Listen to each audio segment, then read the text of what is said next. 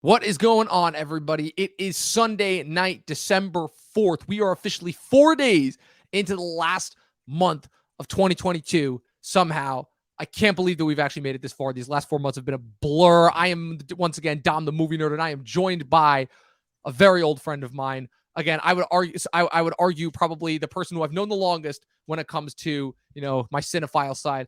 As you guys will know, he hosted the 9-part Succession Season 3 recap series with me in the fall. He's been on a couple episodes so far this year, including The Boys Season 3 podcast episode that we did back in June. Dustin, the Duster Mason, my old movie trivia teammate. How's it going, man? Happy to have you back on.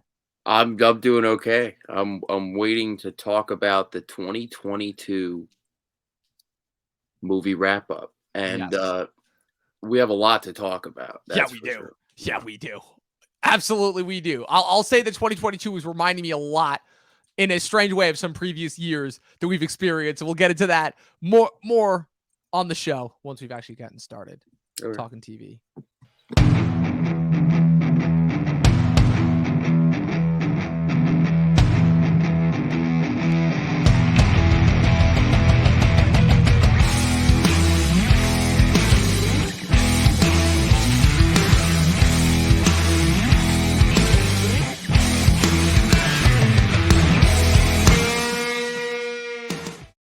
All right. What is up, Dustin? How have you been, man? It has been a minute since you've been on the show. The same. I'm all right. Just all right. Come on. You got to give me a little bit something more than that to work with.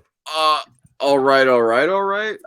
Even that's something. That's something, Okay. It's all right. Yeah. Done before. Yeah. No. So Dustin's back.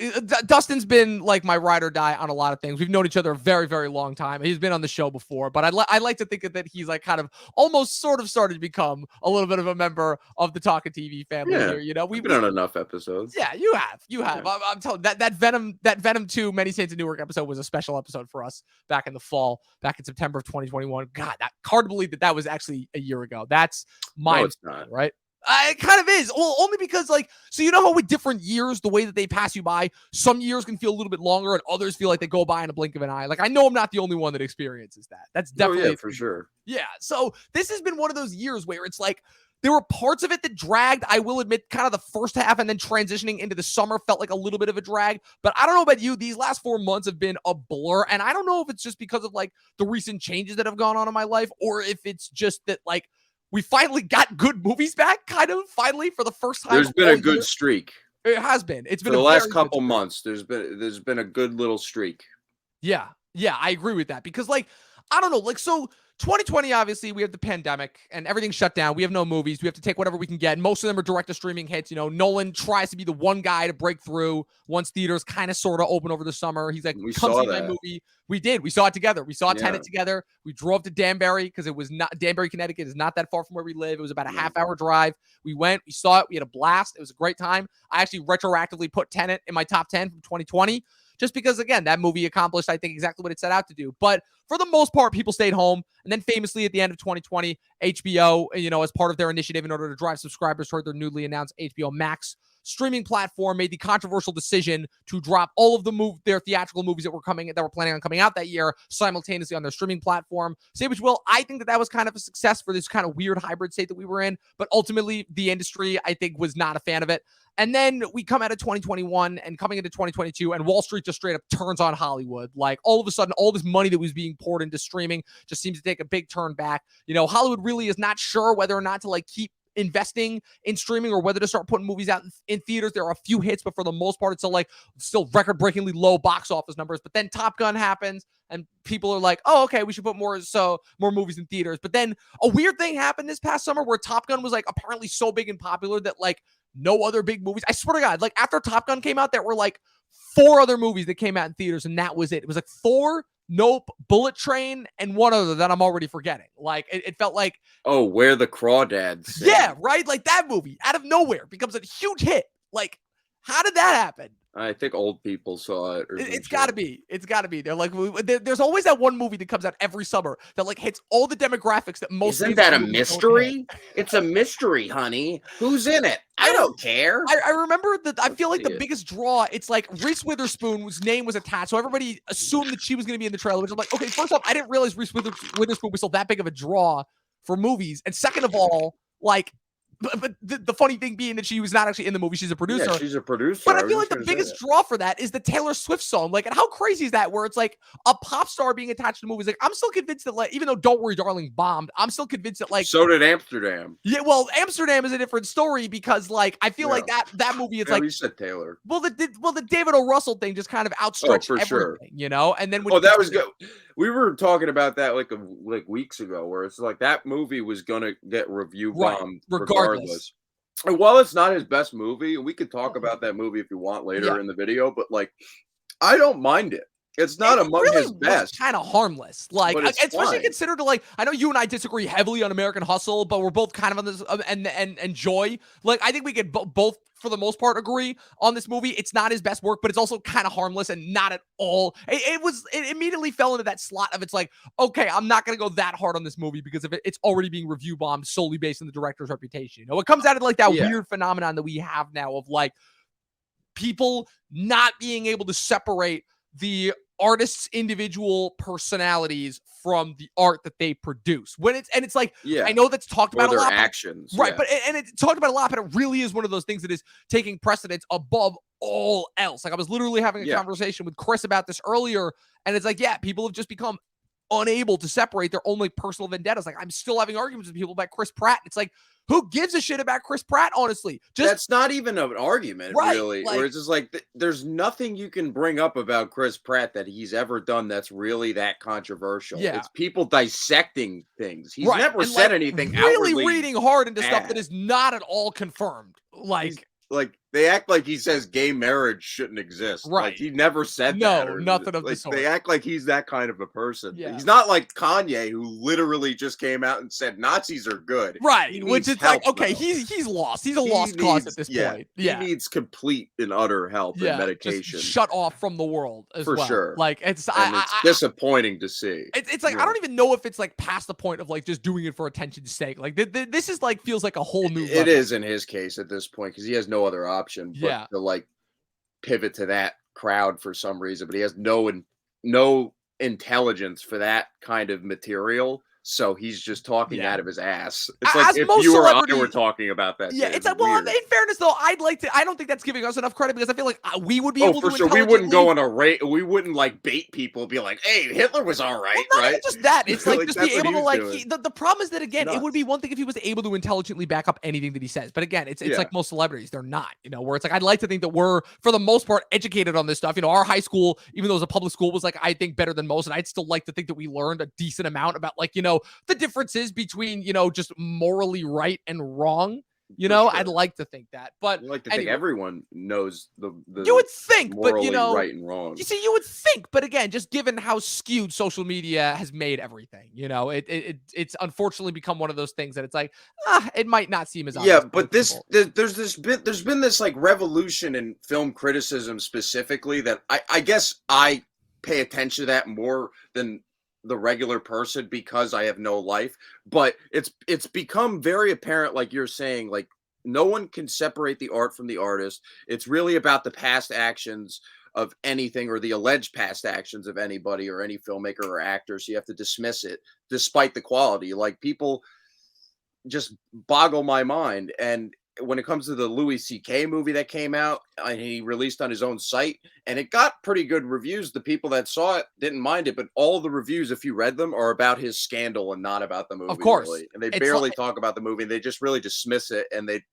doesn't even seem like they saw it. Right. Really. Well, because they probably didn't. That's the sad part. They probably didn't even watch it. Well, that's just fucking fraud right there. Literally. They shouldn't even be allowed to write reviews if they just write reviews about shit they don't see. That's insane to me. But like, other just than given that, the amount of critics in that high position that don't actually watch the stuff they're supposed to review, it's like, or even they don't. Here's the thing: critics don't have to review whatever they don't want to. They really don't need to. Right. I mean, like, you can make the excuse for like, oh, well, my employer said I have to.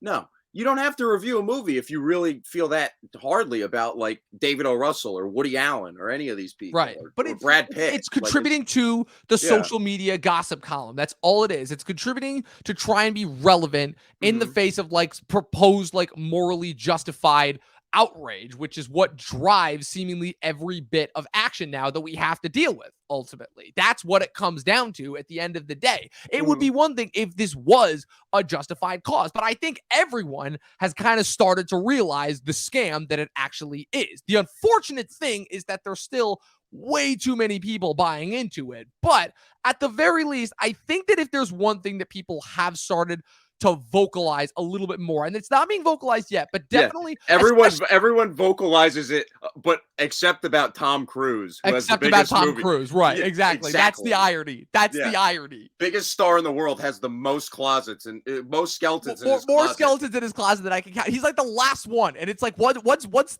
I think that because No, once there's his more, open, but like because Matt, once his Matt Damon did kind of get semi-canceled a little bit, but a it's little like, bit, but like not really, not but really. yeah.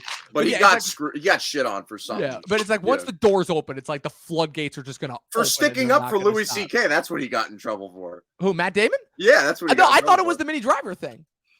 What Mini Driver? There's so many fucking things. I know it's hard to get track of. No, I thought what that it Mini was Driver. Mini Driver like basically called him out for trying to like explain how like not every male was like a piece of shit for not buying into cancel culture, and then like he ended up like basically coming out and apologizing.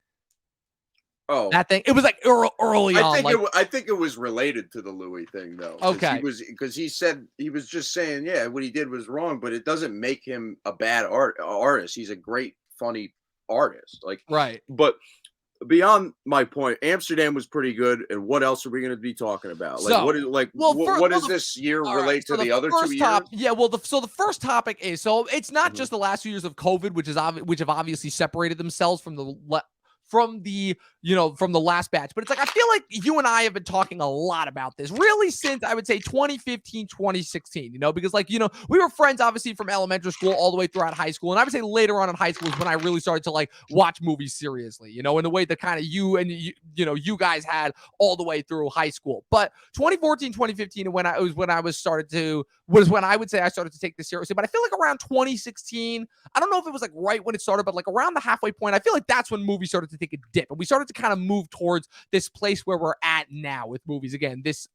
Very over emotionally motivated, very kind of failing to acknowledge anything actually having to pertain to the story or the actual context of the movie, and just kind of almost trying to create this narrative around everything to the point where it even affects the art itself, to the point where it doesn't even feel like it. A lot of it has to do with the Marvelization of it. A lot of it has to do with the over franchiseification of it. A lot of it has to do with, again, the infection of for lack of a better word, social justice movements, but to a point where it doesn't even actually help intrigue or inflate. These things are supposed to be about entertainment, and the fact that a majority of them have almost become like glorified public campaign messages that don't even feel genuine about the messages that they're claiming to pertain to. Like, that's ultimately kind of what it has become down to. And now some years have been better than others. I feel like 2019 in particular was a year that really stood out amongst. But I wanted your take on kind of where 2022 as a year has stacked up against the previous 6 years since 2016, right? And like, I don't know if you like want to do like a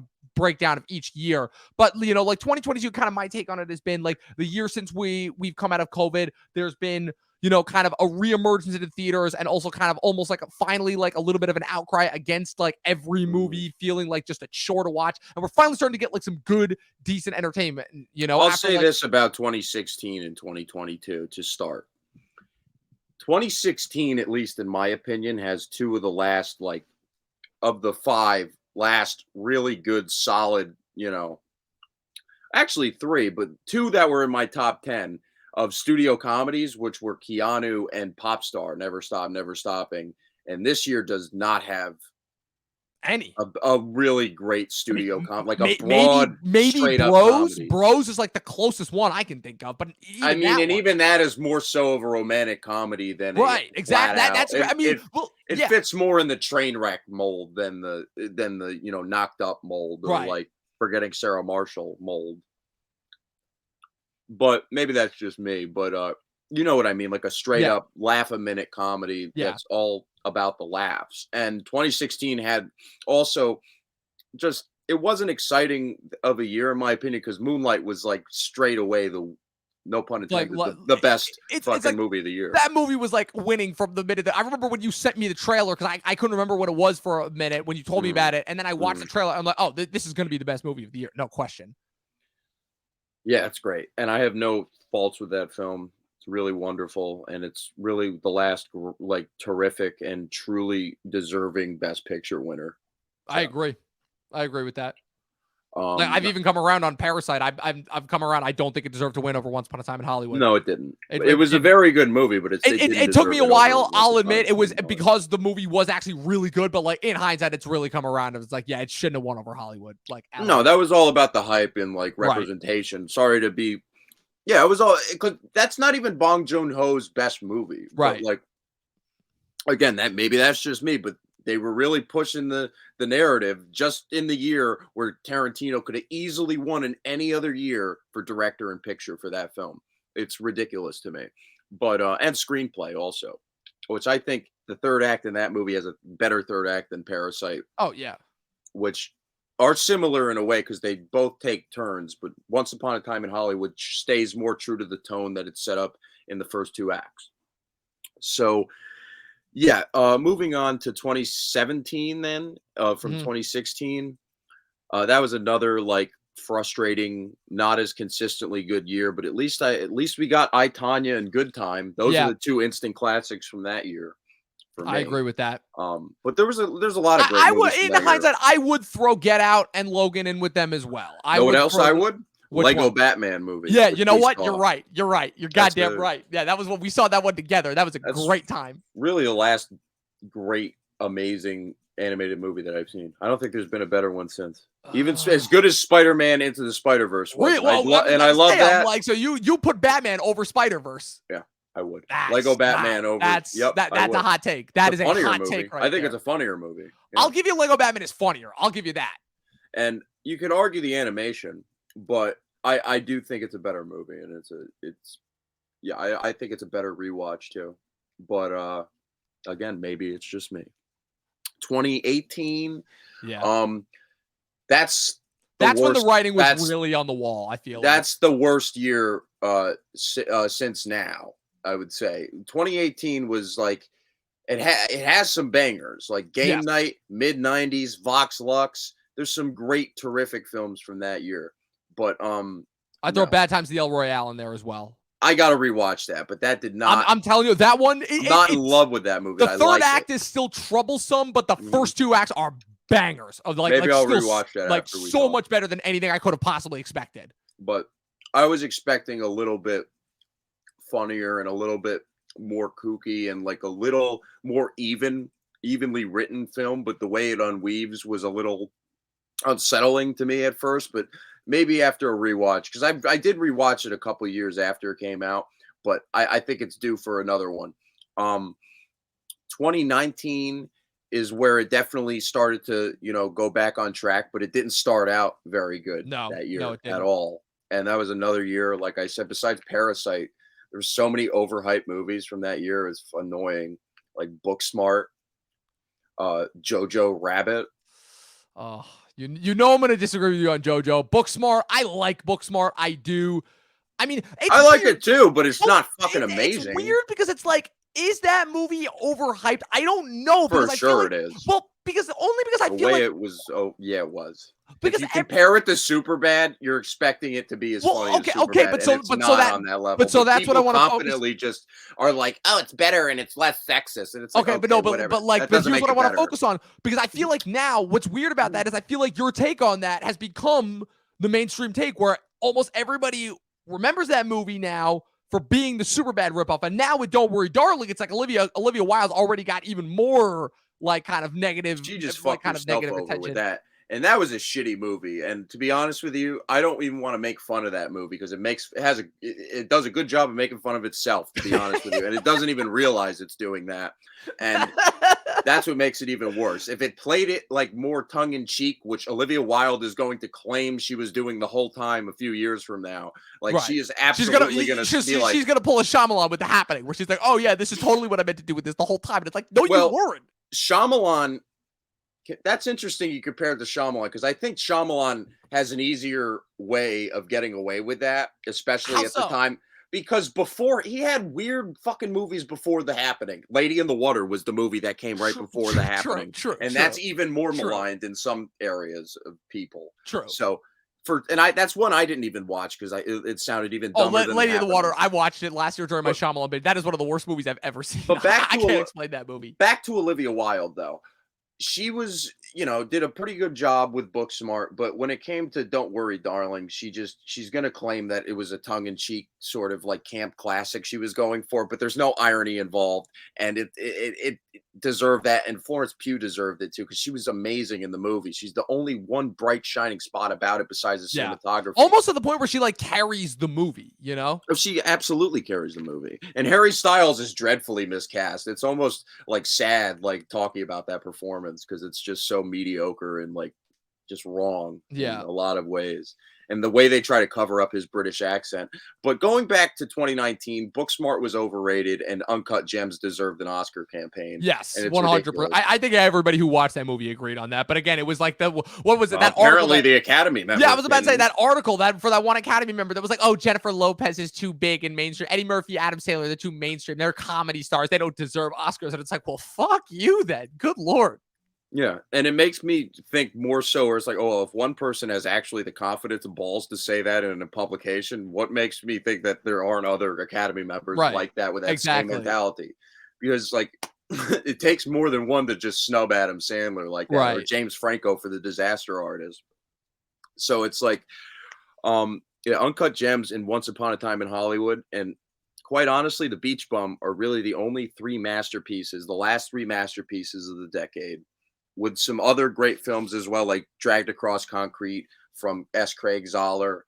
And, Joker was great, in my opinion. I love Todd Phillips, and I think he's a very good director. I know you did not like that movie. I am not a fan of Joker.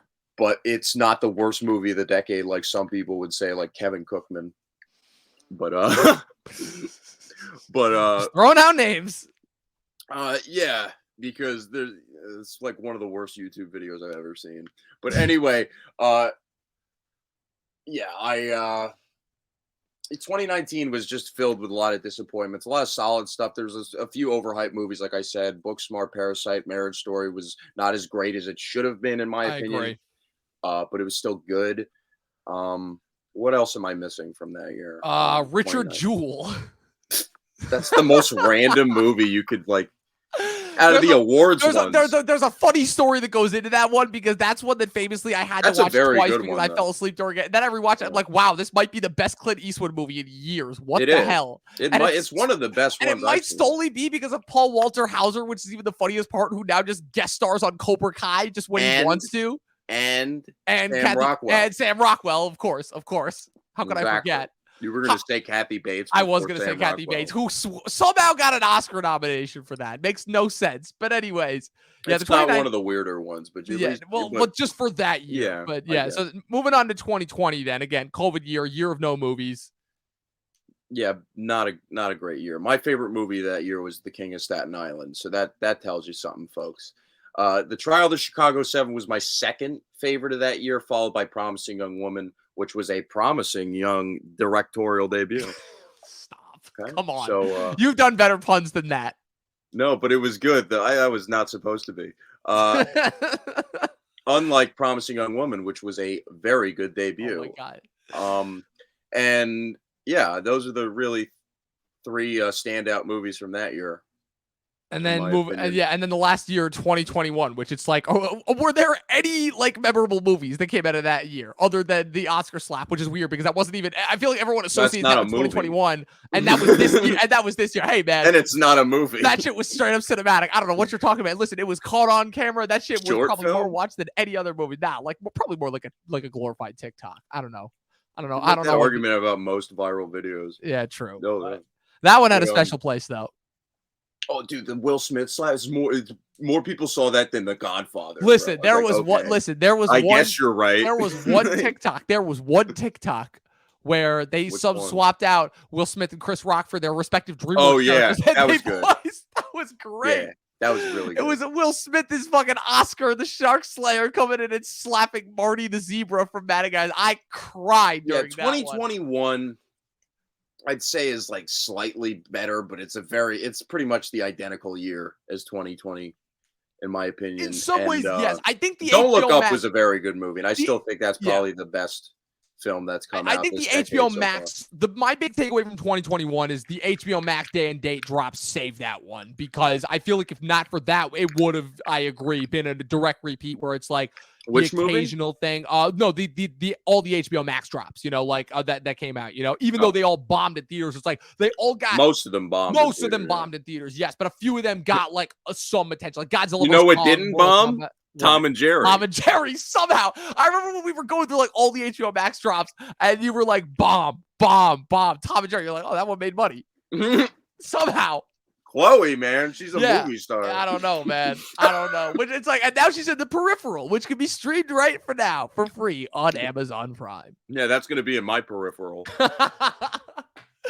So here we are at 2022, and like I said, the way that I would break it down is the first third of this. 2022 was like the closest to like a regular movie year that we've had, like the first real movie year since 2019. And even though like it is picking itself up on track, I think the only big difference between this year and those previous couple of years is that this is the first year where we really had no like movie summer. Like I feel like we had a regular May, with Multiverse of Madness. I feel like It was a Men Top had Gun brief fever, moment. baby. But Top Gun, just once that came out, that just took over the whole summer. And it's like, I don't know what happened. Because like I vaguely remember watching other movies. Top like, Gun saved cinema, bro. It's like, what? How? Like, explain this to me. Because like I've been trying to rationalize it over and over in my head. But like, no, but that's the thing, is it's like, you got to look, it's the same thing as whenever you have a monster phenomenon. You have to look not just at the money, you have to look at who's paying for the movie. And the truth is that just everyone went to watch this. And I'm like, are that many people still just like willing to throw in this much money to watch Tom Cruise literally remake a movie that is already made? This is not even like he's making like a new Mission Impossible, which at least it's like, okay, those have new stunts and new locations and shit that they bring into each one of those movies, even if the plot's the same every time, Like, all right.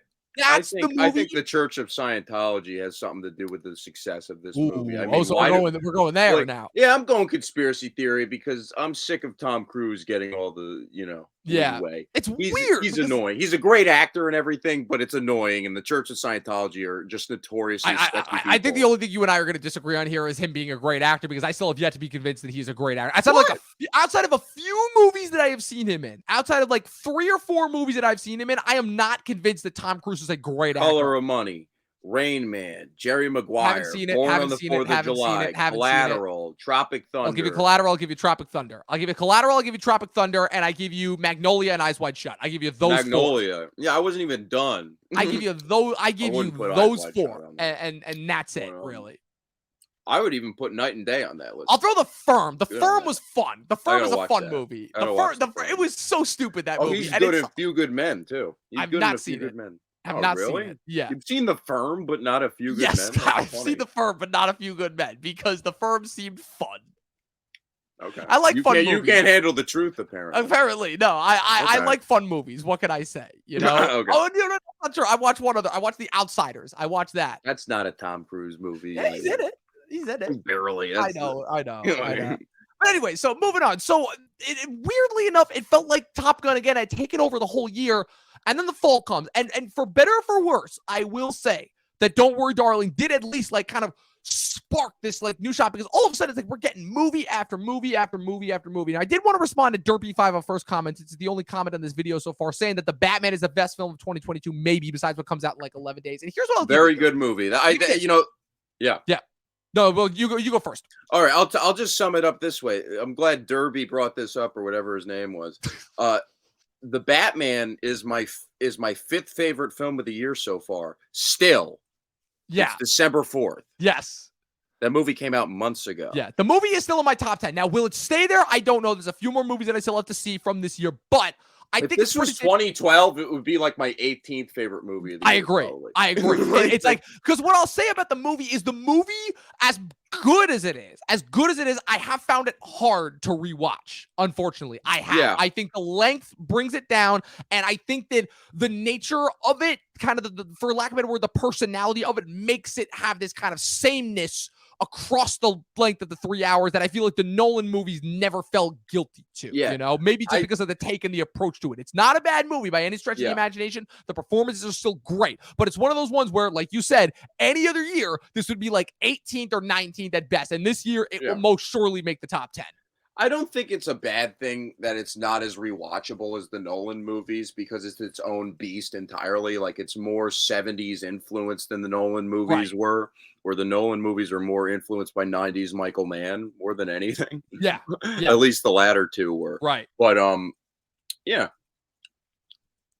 Yeah. So we would, like I said, we've been on a winning streak these past couple months though, because fall of 2022, I think very similarly to fall 2016, came to play with a lot of these movies because in a row we had movies like Don't Worry Darling, Banshees of Inisheerin, Tar, The Menu, Bones and All, The Fablemans, for which for better or for worse is getting a lot of attention and a lot of approach. There's more that I'm missing. Armageddon Time had a brief moment. Till had a brief moment. You know, a couple stinkers found their way in there. You know, that She Said movie, which is like, I don't even think the only thing that's going to get is like maybe a Best Supporting Actress nomination. You know, Elvis, that was the other one. I was trying to remember what the other big movie from the summer was. Elvis got massive. Like some people were predicting that was going to be a flop and ended up being a huge success. So I'm like, okay, so the Bohemian Rhapsody curse lives on. Good to know. And now that movie is potentially going to be up for a couple of Oscars. We're going to talk about that when we get to that later on. So we also have a couple, like I said, we still have a few movies that we have yet to see. I have not seen Glass Onion yet. I was waiting for that to drop on Netflix. I have a rule when it comes to Netflix movies that I've only broken once. Avatar, The Way of Water still has yet to come out. The Whale, I still have yet to see. Pinocchio, Bardo, all the rest of the White Noise, all the rest of the Netflix movies. But what's it called? Oh, and also probably the biggest surprise for me so far, and I feel like it's kind of sad that this isn't being talked about enough more because they're just talking about the movie's box office. Black Panther, Wakanda Forever. I think we could both agree. Well, I don't agree with you that it's better than the first one. Surprisingly, somehow pulled off a miracle and was a fantastic movie, I think. Very good movie. Much better than the other two Marvel movies this year. Multiverse of Madness and Love and Thunder, which while I did not dislike those movies as much as I disliked a lot of the Marvel efforts put forth in 2021. I still felt that those movies, weirdly enough, suffered from a lot of the same problems, that it felt like the main character wasn't really the focus. It felt like it felt like the emphasis wasn't being put on the right parts, and it felt like the movie was stripped of a lot of important scenes and kind of cut down, and both movies were very, very rushed over, whereas that was not at all the case with Wakanda Forever. Yeah, and you could also say this about the 2020s, about Marvel movies. After Endgame, they really have gone downhill. But like you love Spider-Man, you know, No Way Home. But again, that was the No Way Home. But well, we've talked about that too. I wouldn't does call that a great movie. Well, though. the other thing too also is, does that movie work without the nostalgia factor as well? Because you and I have also talked about it. No, not at all. It's all reliant on that. Yes, the entire exactly. Runtime. But what's interesting, like I said, Wakanda Forever is the first Marvel movie post Endgame. You're right, that proves okay, there might be a future of Marvel. But it's like, yeah, I mean, it was that thing that's like everyone was like, okay, Endgame is the biggest they're ever gonna be. You know, they're never gonna be able to top that. And obviously, again, it's like, okay, but the Marvel machine was still going. Now, granted, again, we have had Disney has been going through a lot of problems these last couple of years. The CEO change and then re-change, you know, the shuffling, you know, the invasion of the, you know, kind of woke politics and ideology kind of taking over all of their efforts. I wouldn't call any of the films awful. I agree. I would only call She-Hulk awful. Yes, I agree.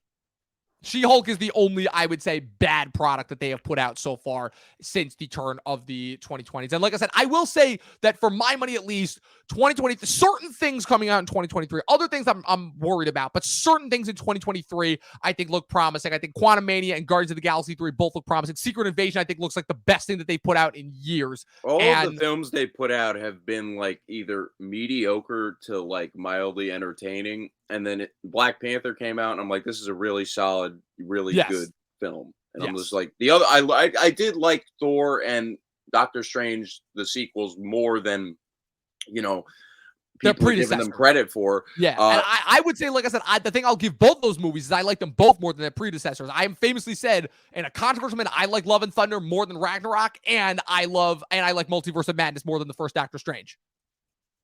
Yeah, I agree. Yeah.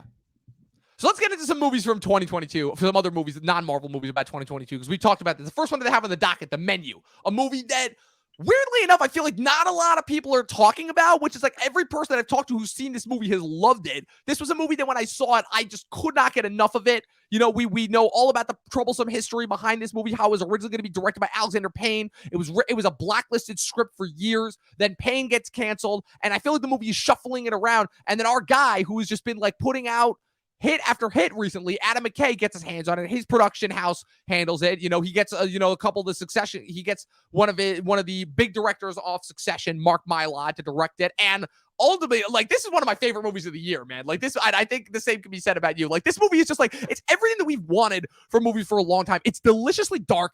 It's so, like, bitingly poignant with its satire, but not in, like, a tongue-in-cheek kind of a way. It's very, like, kind of on the nose about its caricatures that it's portraying, but it's also, like, not trying to, like, force it down our throats. Like, it does still, like, it's message motivated, but I think that, like, how do I phrase this?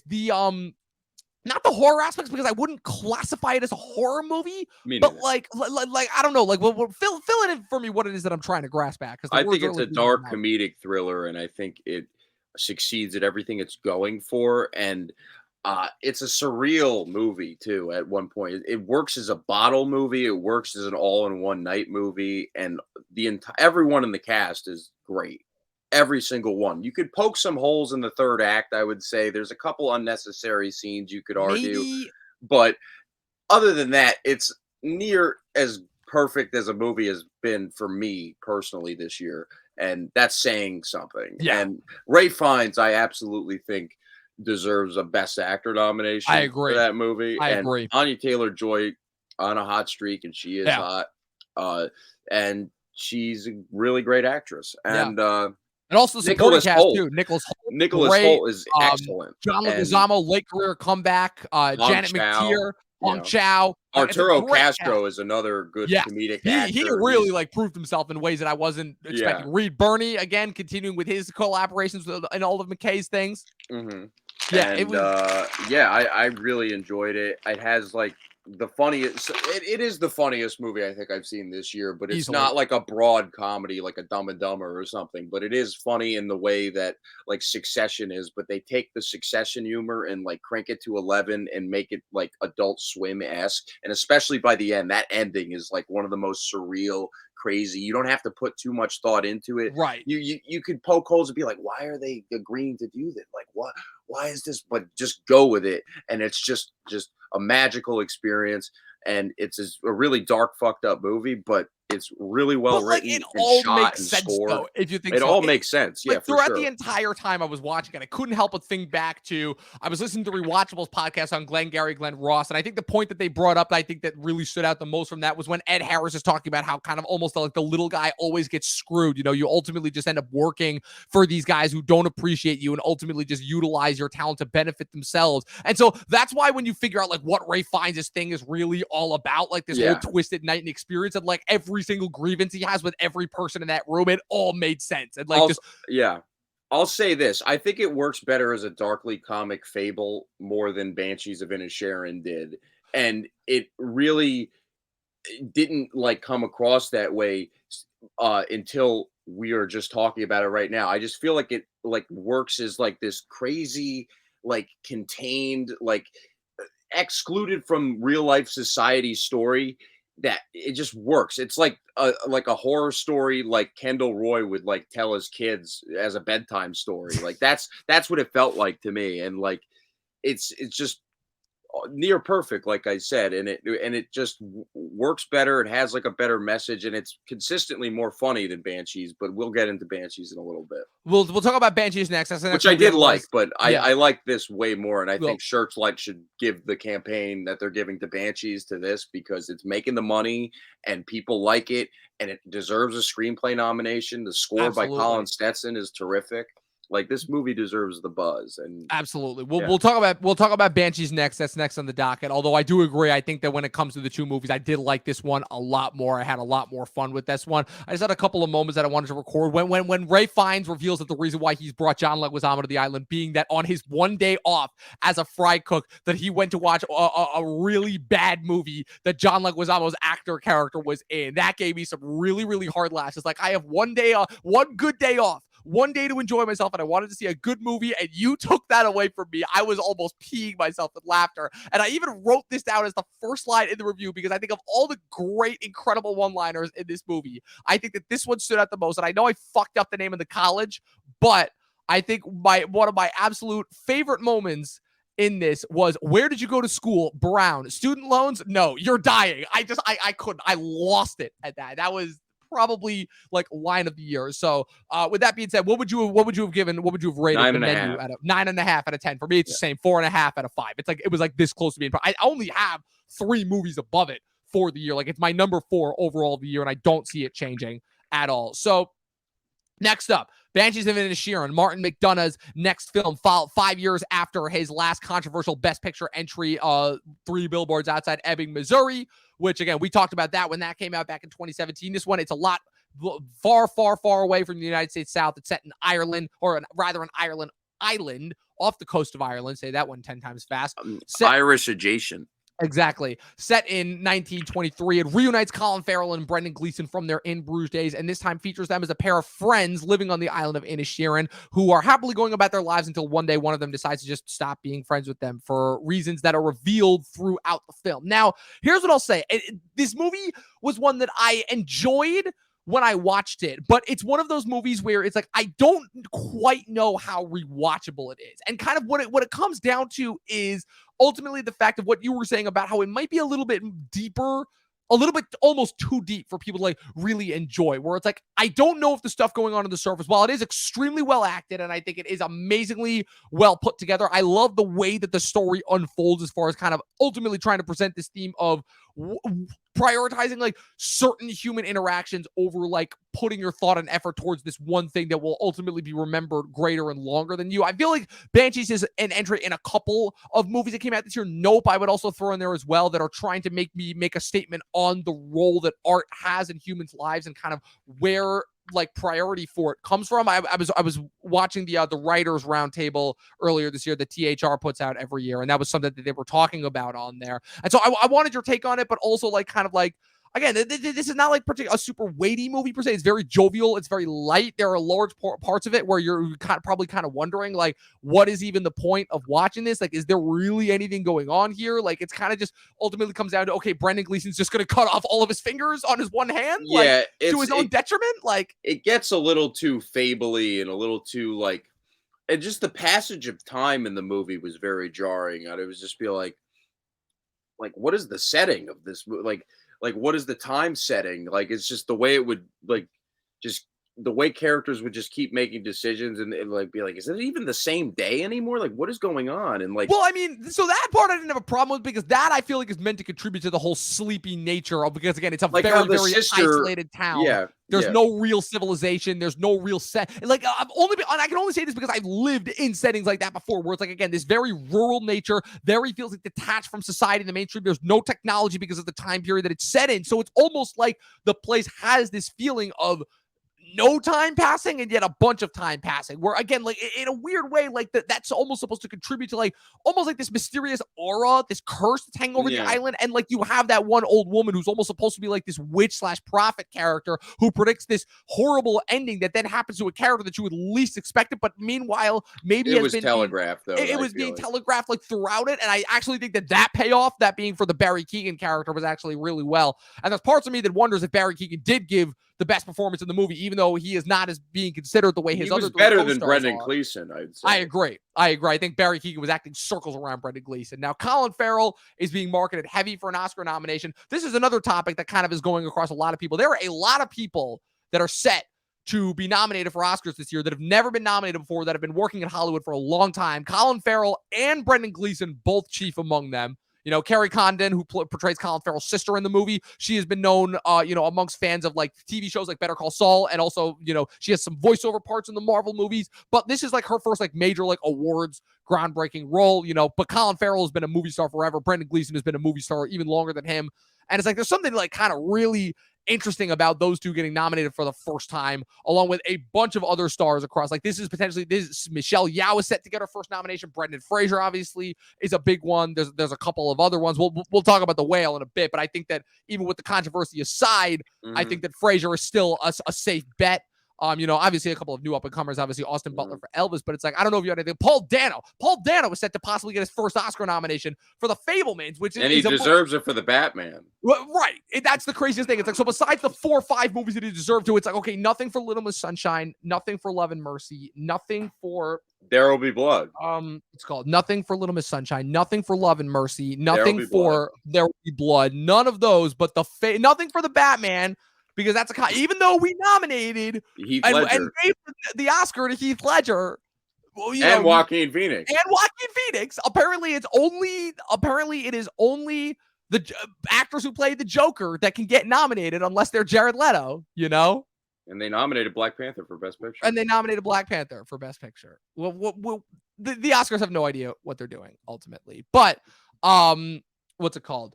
So yeah, ultimately, like, kind of what with the final take on Banshees, my thing is, it's like, it's good, but I don't know, weirdly enough, if I'm gonna rewatch it, because I feel like almost like in his attempt to like go so far back from, go the complete opposite route of Three Billboards. Three Billboards felt like such like a movie that was like made for the time in which it came out. It like felt like it was covering all of these super important, weighty topics that felt very prevalent. This one, again, went the complete opposite direction. It was his least accessible movie, I feel like. But it was still a solid, well-made movie. I just don't think it really sticks the landing as well as his other movies do. Yes. And it's not as consistently as funny, but I do think the performances carry it and his direction carries it. I just feel like it feels the most like a play more than any of his films. Biggest thing for me that carried it through was Farrell and Gleason's performances in this movie. And the thing that I appreciated is how they didn't just make them feel like a carbon copy replica of their relationship and friendship that they had in Bruce. They felt like different characters. They felt like they had like a different friendship, a different, relationship with each other. And the thing that I thought was really funny was it almost felt like the relationship that I've had with like a couple of other friends in the past. Like, it very, very much felt like in a weird way, like my old roommate. Like, that sometimes there were points in that movie where, but like the conversation they would have would remind me of conversations that I had. I'm like, wait, what is going on? Like, is this another movie that is like probing into my mind and reading conversations? Like, what is happening here? So that was really my thoughts on it. Like I said, it's like I came away from Banshees. I didn't love it as much as I thought I was going to, but it's still in my top 10 for the year. But if I'm going to have to make some cuts going towards the end of the year, that will ultimately be one of them. So I only gave it a 4 out of 5 as opposed to a 4.5. That's where it came down to for me. 4. What about you? Yeah. It's 4 out of 5? Yeah. All right. And I feel like that's a good spot. I give it like an 8 out of 10. Yeah, I would agree with that. So moving on to Tar. Now, Tar, this is one of those movies where it's like, it sucks because this movie is so good. I think this is one of the best of the year. Ultimately, this is in my top 5. Like, honestly, if the top 5 that I have right now, which consists of Tar, The Menu, Bones and All, On the Count of 3, and Everything Everywhere All at Once, if that ends up being my final top 5 for the year, I will not be disappointed, because Tar is, I think, just masterful on every level. Todd Field, which, again, it's funny because you actually corrected me on this. Todd Field is somebody who I kept getting confused with Terry Zwigoff, or not Terry Zwigoff. Who was the other Todd that I kept getting him confused with? Or was it Terry Zwigoff? I thought it was Terry Zwigoff. Yeah, it was Terry Zwigoff, because I thought that he directed Ghost World when he directed another movie in 2001, In the Bedroom, and then he directed 2006's Little Children, and this is the first movie that he has directed since then. And it's just it's a masterpiece on every single level. Like, I don't even know how to describe this movie. It's like, well, it's a character study about this really world renowned, a composer played by Cate Blanchett. And she's like this really towering figure. She's very full of herself and she's pretentious, but she knows her shit and she's very talented. And through a bunch of like misunderstandings and maybe some comeuppance and tragedies also, she kind of gets canceled. And it's a kind of like a Me Too movie. And Todd Field directs it with a lot of patience and empathy, and does a wonderful job directing it. I feel like it's a little bloated and a little long-winded, and I don't think it has all the answers. I don't think it's trying to have all the answers, but Cate Blanchett is amazing in the movie, and it's amongst her best work. I still think she's amazing in Blue Jasmine, and I think she's even more unlikable in that movie, as that character is even more unlikable than Lydia Tarr comes off in this movie. But maybe that's just me. But I really did like the movie. I like his other films more, Little Children, in particular. I love In the Bedroom too, but Little Children's fucking awesome. And Jackie Earl Haley deserved a win for that, an Oscar win. But yeah, Biggest solid thing movie. Biggest thing for me, my take was this is the first Todd Field movie I'd ever seen. I'd never seen In the Bedroom or Little Children before. Biggest thing for me with the takeaway here is kind of in his kind of character portrayal. And I don't know if this is anything he has in common, but it almost feels like he's not trying to criticize, but look at kind of, these massive figures who like have gained their positions and kind of have all of this like kind of inherent ego and hoity-toityness, the way that they interact with them. Like they interact with people in a manner that makes you constantly aware of the fact that they prioritize themselves over all the people that they are in with the room that they are in. But like kind of what motivates that. And it's like, okay, so does kind of this assholish nature, does the ego justify, or rather does the talent justify the ego kind of, and then kind of almost the consequences that erupt as a result of that. It feels like it's trying to go so much further below the surface than just I guess like kind of the Me Too criticism, although I think it is a brilliant portrayal of a character that I feel like would be canceled in the Me Too movement, because the thing that I've noticed and the thing that I've talked about is a lot of the people who come under fire, not all, but a lot of the people who come under fire in this era are the people who typically possess a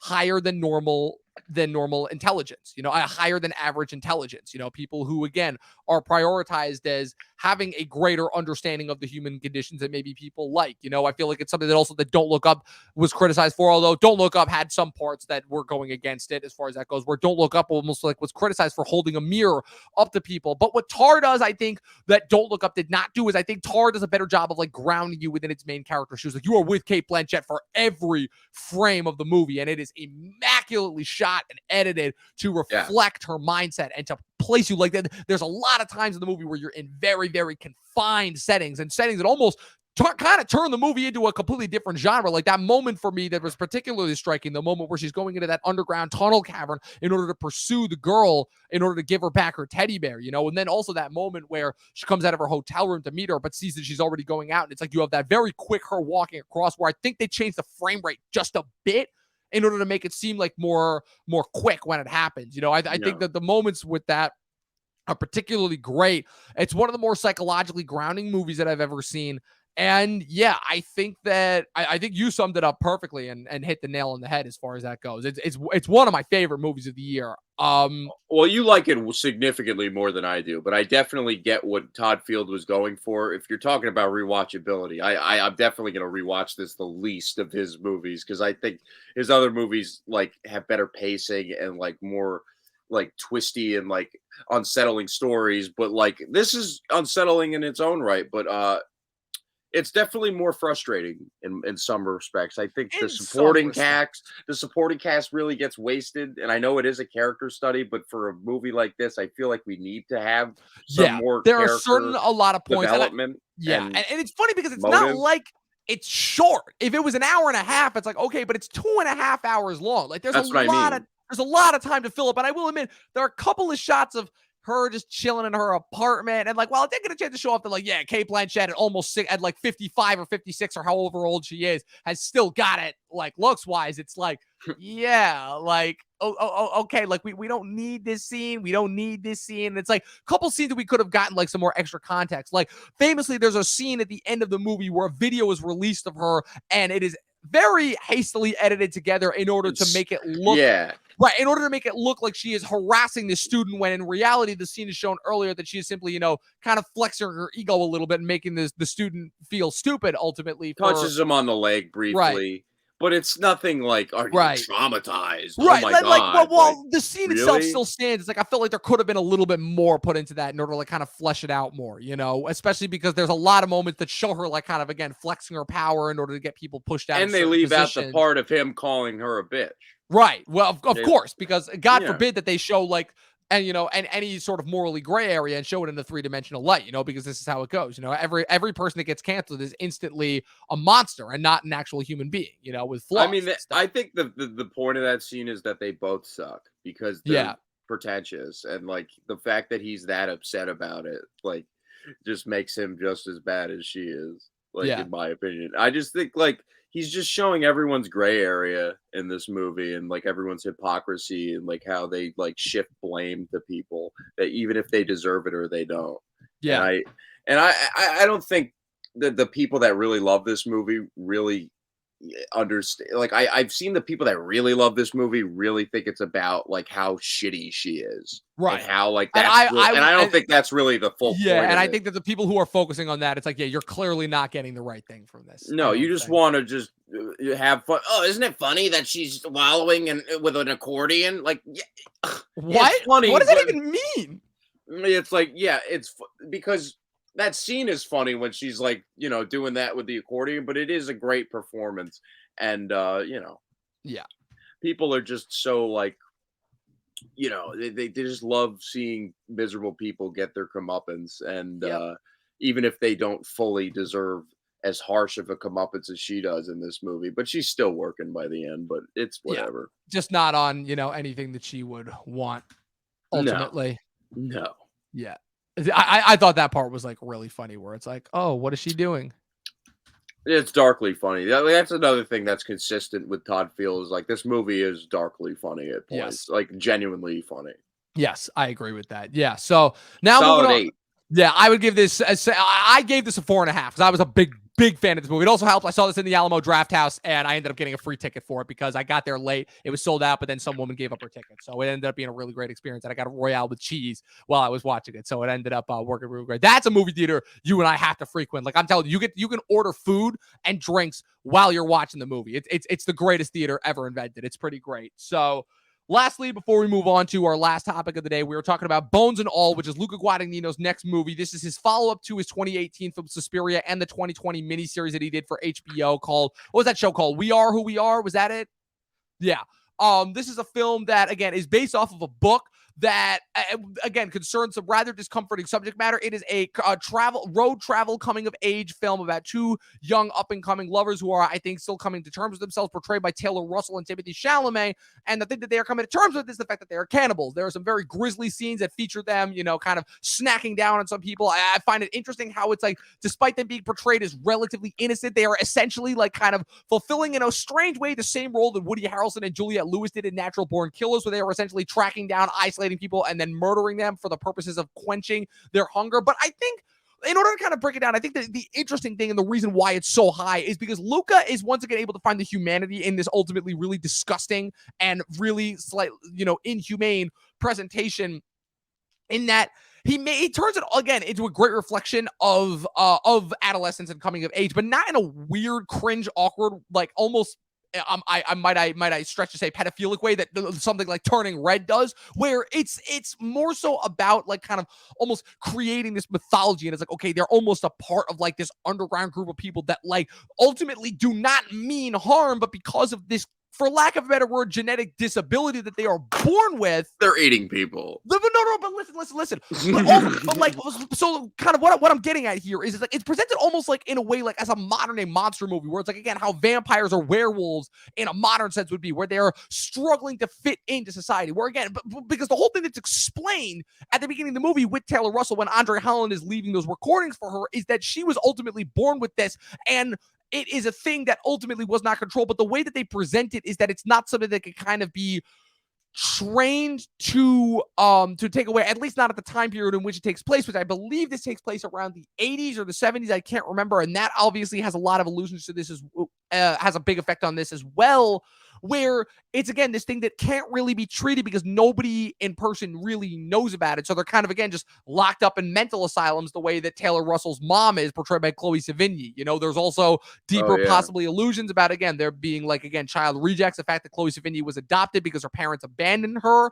That again, there are constantly these loose lingering threads, and they're also, I think, really well represented in Mark Rylance's character. Mark Rylance plays an older cannibal drifter who's been around for quite a while, that Taylor Russell runs into at the beginning of the film, and he kind of stalks her throughout the rest of the movie. Yeah. And like, it's so freaking disturbing, but simultaneously like watching, like the scene with Michael Stuhlbarg and David Gordon Green of all people, which was mind-boggling. Like, He was what was awesome. that? That was crazy. That is one of the craziest scenes I've seen in anything this year. Like, I wild wanted more stuff. of that. Yeah, I wanted more of those two in this movie. They were great. But Yeah, like, Mark Rylance, I've seen people on Twitter be like, "So are we gonna say that?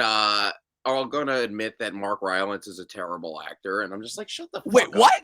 Yeah, there's been people on Twitter being like, "He sucks," actually. Oh man. Well, guess And I'm what? just like, "He I will rules." say I'm studying Shakespeare right now in the acting school that I'm at, and he has been in every single thing. And it's like he can make Shakespeare sound like legit. And I will say that with the exception that even though again Bridge of Spies, he kind of started off with a little bit of a bad rap in Bridge of Spies He's because always good in that movie. right, but he yeah, is still good in the movie, even though he yeah. unfortunately stole Sylvester Stallone's Oscar. But every movie Tom he's been Hardy's. in after Mhm. that movie, Sylvester Stallone. But every Okay. movie that he's been in after that movie, his performance has been great. Like he's great. He's arguably the best part about Ready Player One. He's great in Chicago 7. He's great in what's the other ones that I'm forgetting? Oh, Don't my Look God. Up. Don't Look Up. He's great in Don't Look Up. Like it's honestly kind of nuts. Almost kind of unfair how good he is. Hold on, I'm pulling up his movie on my letterbox. What's it called? Don't Look Up. Dunkirk. I even think that his little part that he has in Dunkirk is fantastic, and I think really helps to ground and humanize that movie. You know, so but I think the work that he puts in here is stunning and might be like the best work that he's ever done so far on screen. It's kind of mind blowing. So like Mark Rylance kind of low key become like one of the best working actors that we have right now. What are your thoughts on the movie? Because we didn't really get a chance to talk about this movie. I think I saw it before you. Another but solid movie. I don't adore it. I liked it a little bit more than Call Me by Your Name. I liked it a lot more than Call Me by Your Name, but we'll get to that. I'm just saying because like I'd say A Bigger Splash is still probably my favorite Luca movie out of the ones I've seen. I didn't make it through all of Suspiria, but maybe I'll give Love that that another movie. chance. You have to But, make it to the third act. You have to make it to the third act. Yeah, I'll give it a chance. The third act makes Once Upon a Time in Hollywood's third act look like bloodless by comparison. It's ridiculous how violent it gets. There's so much blood. But I did enjoy it. I do think the ending is a little strange. Like the last scene of the movie was like a little strange for me, but like I definitely enjoyed it. And it was the pacing's a little strange too. It's like comes in a little over 2 hours, but it wasn't, you know, never ending in my Right. opinion. The performances were solid. Mark Rylance steals the show. But yeah, I don't really have that much to say about it. Some of it's like I can't look at it because it's just fucking gross, I think the opening scene might be good the most movie, though. effective opening scene of the year for me. I think personally, and this is going to come off as really surprising, even though I loved him in Call Me by Your Name, I think that this is the best work that Timothée Chalamet has ever done on screen. For me personally, I think that this was finally a character that like didn't like it played to his strengths. I think the best of all of the characters that he's played so far, and I think that it was just he just knew how to portray this, you know, the kind of this lonesome, handsome, driven. And like I finally understood, like with this movie, like it started, I feel like with Dune last year. Call Me by Your Name, the whole thing is that was the first like big leading role that I'd seen him in. And I'll admit the Army Hammer baggage in hindsight kind of overshadows that a little bit because I'm realizing now that all the problems that I have with that movie are with him. And it's like everything that I Yeah, and this movie's about cannibalism. Ironically enough, like Yeah. what the hell are the odds of that? But Mhm. yeah, it's like every movie I'd seen him in, like Beautiful Boy, he's good in, but it's like I don't know. I have a problem with that movie and the repetitive nature of it. I don't. Oh, Beautiful Boy, he's incredible in that. Well, he's good That's in my it. favorite. But I'm saying And that like either that or Lady Bird. He's great in Lady Bird. Lady Bird, he's funny in, but but again, I don't think he has enough to do in. And I personally like Lucas Hedges more in that movie. What's it called? And then what's the other big one? He has, his part in Don't Look Up, but this movie, I'm really, really a big fan of his. And I'm finally starting to see, like I said, I was a big fan of him in Dune. I thought he was the perfect person to play Paul, and I can't wait to see kind of where the character arc goes from there for part 2. But yeah, this one, it's like I'm finally starting to see him like, okay, he's got like I see the young movie star in him now that I may not have seen before, and that was kind of the big takeaway. Taylor Russell, I'll admit this is the third thing I've seen her in now after, what was it, Escape Room and Waves. And she was in one other thing that I'm not remembering right now. But I'm still not quite sold on her yet. Like, she delivers the lines effectively, but I think she's a little bit too, like, cutesy for me. And I don't think her arc, like, she doesn't feel, like, super mature by the end, I feel like, in a way that the movie expects us to. Because, like, without spoiling anything, the third act, the last closing scene of this movie is one of the most simultaneously heartbreaking and disgusting things I've ever seen. Like, I legitimately, like, a small piece of me, like, died by the end of the movie because I was, like, really, really rooting for them to get through, which like again says a lot about the movie. But yeah, this is another 4.5 for me. This is my number 3 of the year. I love this freaking movie. I don't know what it is, but it's like 4 out of 5, 8 out of 10 again. yeah, I don't know. Maybe it's just the Italian in me, but yeah. So those were kind of the those are kind of the big movies. Like I said, we'll be covering the rest for the year. We're going live next week in order to cover The Whale and Pinocchio.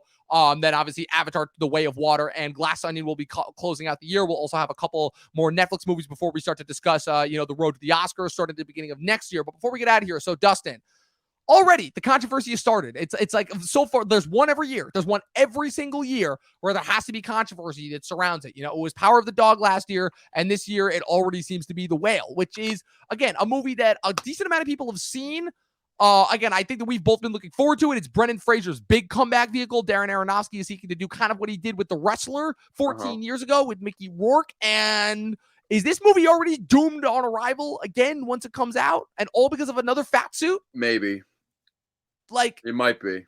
We still can't get past this? I think the movie itself will probably be fine, and even if it's bad, I think it should be judged on its own merit, or lack thereof. Which no one will do, because that's what happens every time that there is this sort of baggage. This is what I want to say.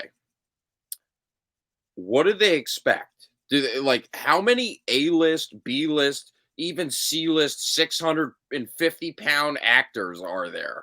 Do they expect... That's what they're complaining about. Yeah, they're complaining about like how because how else would it be fat phobic? Like right.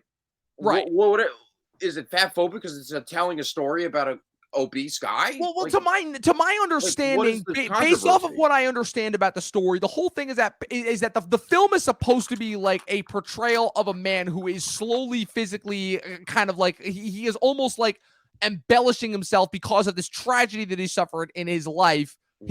I'll spoil it out. He's gay and he lost a boyfriend of his died, and that's caused him to kind of wallow in his grief and put on this weight. And now he's to the point where he's literally about to die. And it's him like kind of coming to terms with his loved ones before he does.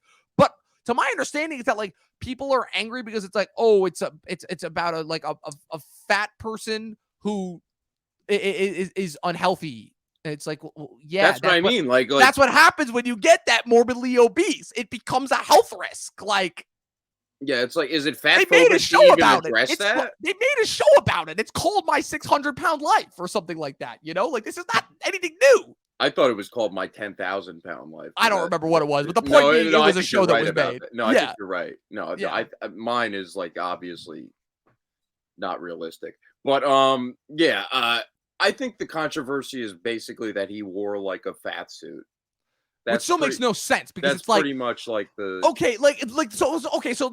tell you about like what came to mind when I heard about this. Was that and the other thing that I was hearing too is that they thought that like Frasier's performance was being overhyped around the movie, which I thought people just didn't like the movie. Which I'm like, okay, if that's the case, then that's fine. But like that's not what I was hearing as far as the primary criticism goes. No, everyone has said he's phenomenal. Right, that's not the problem. And like he seems to be like the surefire. Like it seems pretty clear that like he's gonna win at least. Although that may be up a little. That's a different thing. That's what I want to talk to you about it. But I'm not even fully sold that he's gonna get in. Really? That he's not even gonna get nominated for yeah. And you might be like, "Oh, are you serious?" But in a month from now, I want to hear your thoughts on this because that. And I'll say I'm wrong if I'm wrong, but like, this is the first time Brendan Fraser has really seriously ever in his whole career gotten Oscar buzz. Right. Even when he was a A-lister. He never got any Oscar buzz. I mean, he was in Gods and Monsters, but he was never seriously right, and he was never seriously considered for that. And that's almost something that, like, again, people have come around on, like, retrospectively. It's like, oh, maybe he should have been nominated for that. Yeah, but he was gay in that, but he wasn't really a gay man. So, like, did he really deserve praise? And what's funny, too, is how nobody's talking about that. Oh, and he's not gay. Yeah, he's also gay in this movie, right? Right, so, exactly. Like, so he's not really 650 pounds, and he's not gay. Right. All right, but he's an actor, so can he just act? Okay, yeah. like also, why and here's another thing that I'll say to people who criticize it for that. What are the odds that everybody who portrayed that role on stage, because this is based off of a stage play, right? Exactly. How many people in that part will actually wait? How many people on the stage wore fat suits? All of them. Yeah, exactly. You know? That's really the controversy. Then that because everyone has been vague. Like all of the letterbox right. blurbs that I've I seen think of the biggest thing is 1.5. they're just waiting for the movie to actually be widely released so they can pounce, you know?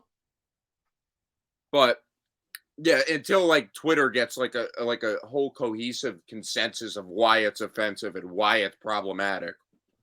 So Right. it's just fucking annoying, and like it's probably gonna be a mediocre movie anyway. Oh man. But Brendan Fraser is probably gonna be amazing and awards worthy in it, you Yeah. know. And Hong Chow could spoil the supporting actress race as well. That's true. That's true. That's something that I would But Brendan Fraser, I was saying he could get snubbed just because of the fact that he's like never been really acknowledged his whole career. This is his first time, and the Academy has never ever put him in consideration for anything. And he's mostly been his whole career comedic actor. right. All right. And Right. what's the history with comedic actors in They the get Academy? snubbed. They get What snubbed. about Jim Carrey? What about Adam Sandler? I'll Right. tell you why. Because they have like a shallow pettiness, and exactly the article you were bringing up about that awards voter talking about Adam Sandler.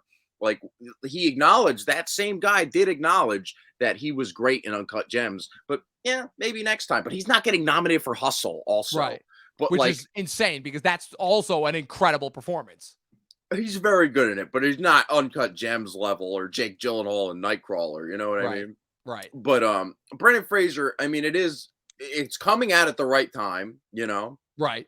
At December, I could be wrong that he gets snubbed, but if he does get snubbed, I'm not going to be surprised because he's a comedic actor mostly, and I never knew the Academy really gave a shit about Brendan Fraser. It's Right. funny when they decide to give a shit about. Well, the biggest people. thing now is it's the narrative around it, and the fact that it's like, yeah, it's like this is the biggest thing that they're trying to spread is it's like, okay, Brendan Fraser's an actor who's been heavily screwed over by Hollywood. You know, they have the narrative of it's like, oh, you know, he couldn't do certain roles because he hurt his back really badly, and he's been constantly denied. But like you said, it's like they're trying to spin the sympathetic card for again an actor that has simply been passed over because they thought he was a comedic actor. You know, not really like an action star. Which again, I would argue that his career didn't start that way because when he started, he was kind of going for like a lot of the similar roles that, you know, Damon and Affleck and Cole Hauser and all the other guys that were coming, Chris O'Donnell, you know, all the School Ties guys. Until he made it big and then started doing straight comedies. Right. Like he was just doing straight comedies like right. Bedazzled, Dudley Do Right, Blast from the Past, Looney Tunes back in action. Yeah, exactly. Yeah. Journey to the Center of the Earth. No, I'm with 3D. you. I'm with you on that as far as that goes. You know, it's like it's just like you said, it's interesting kind of how that goes. So that kind of brings me into one of my last two categories, some Oscar or early Oscar nominations. So like I said, I'm gonna do an episode later on once we get into 2023 where we more fully break down like some of our specific nominations. I actually want and who we think are gonna win. I actually want you on that episode as well. But for right now, I wanted to kind of break down with you. So it's become pretty clear like what some of the earlier nominations are gonna be. Some movies that seem like some particular favorites, Everything Everywhere All at Once, Tar, The Fablemans. Right now, it seems to be Top Gun Maverick. Right now, it seems to be like trying to figure out which of the late year blockbusters will get in. Black Panther, Wakanda Forever versus Avatar, The Way of Water. Right now, it seems like Avatar is going to be more of a favorite to get in. Elvis, obviously, things are really circulating around. But I wanted to know from you, what do you think some potential snubs, some surprises, like what's a movie that you think that nobody's looking at that might get in? A couple people, I was listening to the Big Picture podcast earlier today. Nope. They were talking about that Nope. White Noise might be a leg, but you think Nope could be one. Yeah, maybe. I don't know. Yeah. Maybe. I like it. It seems like people did love that movie, but they also ignored the fuck out of Us also. That's true. Yeah. Us got nothing. But Us, which again, was I think, a better movie. But. Right. In a weird way, I think Nope has had a bigger lasting effect than Us. Like, I felt like Us kind of came and went as far as... Which I don't even understand. Right. Like, I agree. I don't get how that happened. But it's like Nope, I feel like maybe just because of a result of like when it was released and the fact that it had relatively no competition. Like, it opened 2 weeks after Thor. And I felt like was underseen, but I feel like it's been that one movie that when it came to streaming, like a lot of people have come to it and a lot more people like come around on it and they're starting to like understand the effects of it. So that's an interesting take, you know, but for chance like a surprise nomination for Keke Palmer, because I feel like the biggest thing about them was like she was the biggest takeaway. It's like, yeah, Keke Palmer is a star. Yeah, but that's not even like that, like much of like an Oscar-worthy performance is or nomination-worthy performance. As much as I love her, and I've always loved her, but like, how much money did The Batman make? I will check right now. So, it was a hit. It was a bona fide hit, though, right? Yeah. Why do people like always make the argument for like Top Gun or Black Panther? But like, oh, they made so much money and it's like culture, they saved cinema. And it's like, yeah, but what about the Batman? Like, that's a great movie. And like, I'll tell you why for that one is because the Batman in like early 22, that was when it's like, again, it's like there were still like some lingering effects from 2021. And because it came, I think it came on HBO Max like only like a month or two later. Like even though it made money, it wasn't in theaters for very long.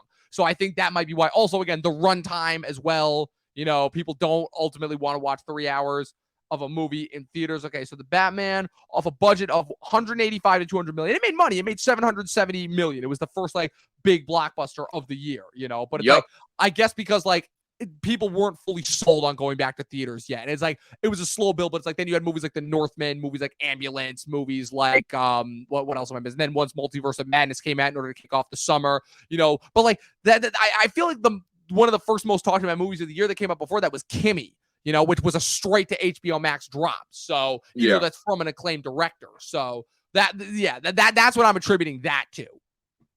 Okay. But I think next year it'll be a little bit different because next year, March, which has historically been a pretty big month for Blockbuster, at least in the last couple of years, the release dates for March for next year. Let me pull up actually my March calendar because there's a lot of big drops that are occurring next year. We've got Scream. What's it called? So we have Dungeons & Dragons, Creed 3, Scream 6, Shazam! Fury of the Gods, and John Wick Chapter 4, all set to open in March of 2023. Those are all parts of established franchises. Those have all had relatively successful previous entries, and they are both and I would like to think that they're both all very, very much anticipated films. One is based off of a very, engaged role-playing game that has a lot of big movie stars in it. I think we're set for ultimately a pretty, just looking at some of the releases just for the first half of the year, I think we're pretty much set for a banger 2023 as well, and possibly not everything, because I think the consensus that you and I could both come to on 2022 as a whole is that, man, TV just kicked movies asses this year. Yep. Oh my God. Like my TV list, my TV and movie list have been pretty neck and neck in quality recently, but this one, like my TV list this year is blowing my movie list out of the water, like completely. Like just between the blockbusters, just some of the all the return shows that we got this year from start to finish, of varying degrees of quality, but it all just like, they felt like, wow, what huge events they did. Your favorite show of the year was Blockbuster on Netflix. That's a good one. That's a classic Dustin joke right there. Before we get out of here, Dustin, I just wanted to throw, we got some, this is a big week as far as movie news goes and trailers go. We got a lot of big trailers, and no less. We got 4 trailers this past week for Transformers, Rise of the Beast, Guardians of the Galaxy, Volume 3, the now titled Indiana Jones 5, subtitled Indiana Jones and the Dial of Destiny, and we have a trailer pending for, for Spider-Man Across the Spider-Verse, a long-awaited sequel to Into the Spider-Verse, as well as finally an announcement that Tetris, a long-awaited movie on your end starring Taron Egerton, is finally being released, coming to Apple TV+. I just wanted your thoughts on all those before we got out of here. Transformers looks like dog shit. Guardians looks great. Guardians. There you, sir. It does. Guardians looks great. Indiana Jones looks bad. And Tetris, I can't wait for. Yeah. Talk about that for 5 seconds, because that's something that like has been like the conversation that you and I have had where like I've seen that movie on your letterbox for what feels like 5 years, even though apparently it's only been 3. And it's like, and where I'm like, well, Tetris, I'm like, well, what is it? I'm like, is this a movie? Like, is this another, for the longest time, I'm not going to lie, I thought it was going to be in the vein of like an Emoji movie where it's like about characters inside the game. And then you actually explained to me like what it was going to be about. No, I'm serious. No, I'm saying that is what I thought that it was. And then you explained to me like what it was actually about. And you're like, oh. And I'm like, oh, okay. So it's this kind of a movie. It's going to be like The Social Network, but with Tetris, and Taron Egerton's like the main character in it, but the guy from Speed Racer who was like the villain, Roger Allam, like he's like going to be in it too. So hopefully he's awesome. It's from the director of Filth with James McAvoy. Right, John S. Laird, I believe, is the name of him. Yeah, he's like one of the best James McAvoy performances. And like if it's like it's combining 2 of my favorite things, Social Network and Tetris. So I'm really excited for it. Oh my God, that could not be a better place to end it. Again, all of those things. Again, like it just sucks that it's going directly to Apple, but at the very least, we're getting it. We'll talk up a storm once that eventually gets released. Who knows? It could potentially qualify for some Oscars next year. But Dustin, thanks once again for coming on. Thanks for joining me. It's been a blast. It's been a pleasure. I hope to have you on for many more episodes going forward into the new year. 2023, season 4 is almost over. Going into season 5. That's right, people. Season 5.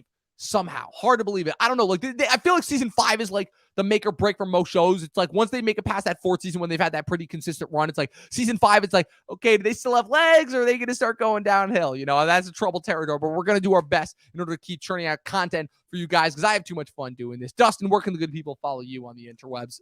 Letterbox. They can follow me on Twitter, and they can go to my YouTube channel, Mr. G Movie Reviews. Excellent. And of course, you can follow me at Movie Nerd Reviews across all platforms. Be sure to follow the official Talking TV podcast across all platforms. Be sure to subscribe if you're watching us on YouTube. Follow us if you're following us on Twitch. And this episode will be available on Spotify and Apple Podcasts tomorrow. So be sure to tune into there if you plan on listening on the audio platforms. And for myself, Dustin, as always, people, 12 seasons in a short film and watch more fucking movies. We'll see you guys next time. Only 3 more episodes to go before the end of 2022 and season 4. Babylon. Next time.